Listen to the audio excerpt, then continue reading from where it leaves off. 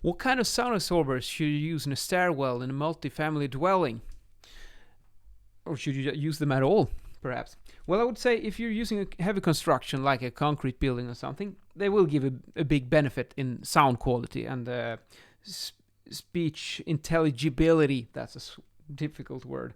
But what you could say that if you have a stairwell, then you could perhaps you could just mount them flush like this, and you could probably get away with a bit thinner, maybe like 20 millimeters or perhaps even 15 to 20,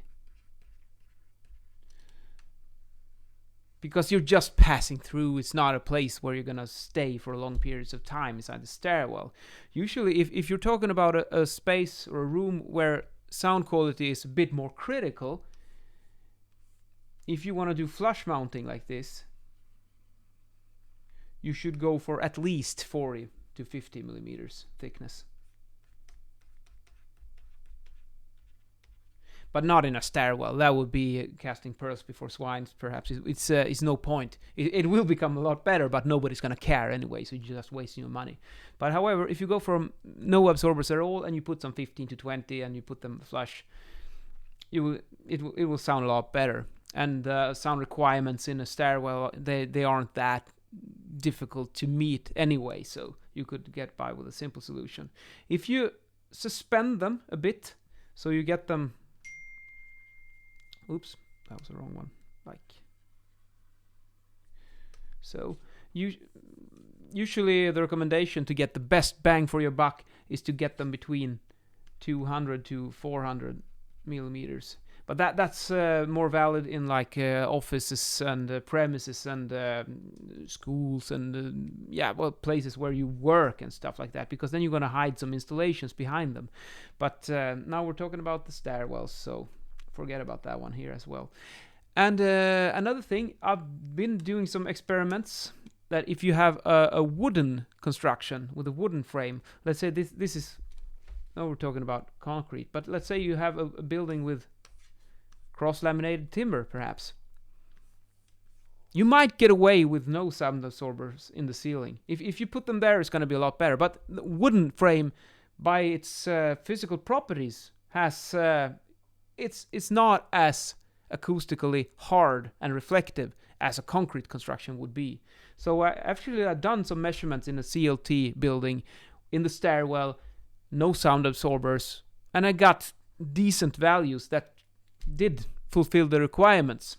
But of course, if you go for this solution, it'll be even better. So I hope that you're off a little bit wiser than when you started this video, because it's just a little simple topic here that might not be completely apparent. Well, what happens if you don't use them at all? Maybe you've heard in the older stairwells in a concrete building, it's like you get a very long reverberation time, that the sound stays inside the stairwell for a very long time with the vowels, but the consonants have a shorter reverberation time.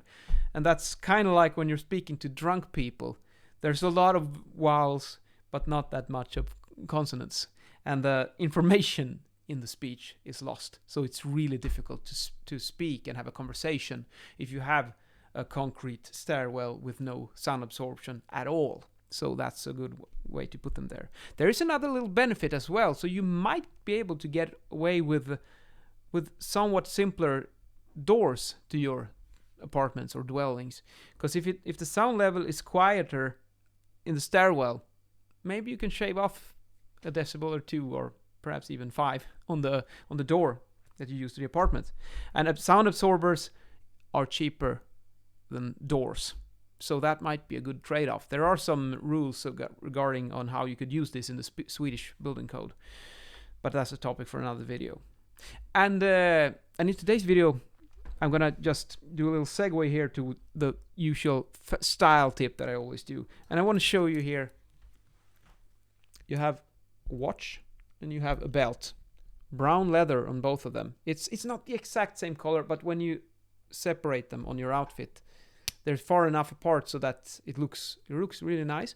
And you got silver metal finish and metal finish here. So don't combine a gold watch with a silver belt or the other way around. So you use silver or gold, and that's gonna look the best.